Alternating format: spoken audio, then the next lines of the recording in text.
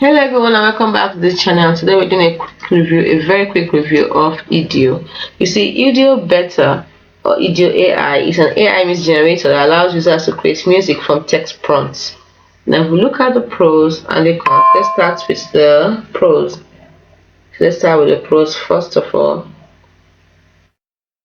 Now if you look at the pros, like we said, it's an image generator and you look at the interface, it's easy to use because it has a user-friendly interface. Then it has fast music creation, versatile genres. It supports a wide range of musical styles and genres.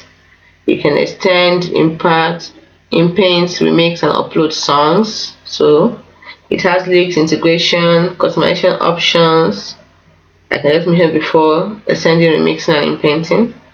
Then it also has potential for creativity, royalty-free tracks. Free tier is also available with limited number of daily generations. Now let's look at the cons. The cons are quality variance because the quality varies depending on the complexity and specificity of the prompt.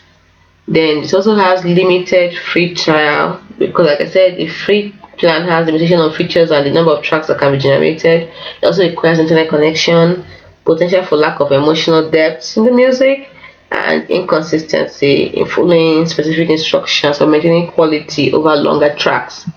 And then we also have copyright concerns because there have been discussions and concerns raised about the data used to train the AI and potential copyright issues.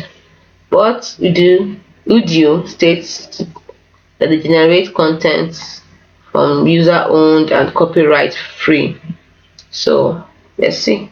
Anyway, lastly, the mobile UI can be buggy. Yes, some users have reported issues with the mobile interface.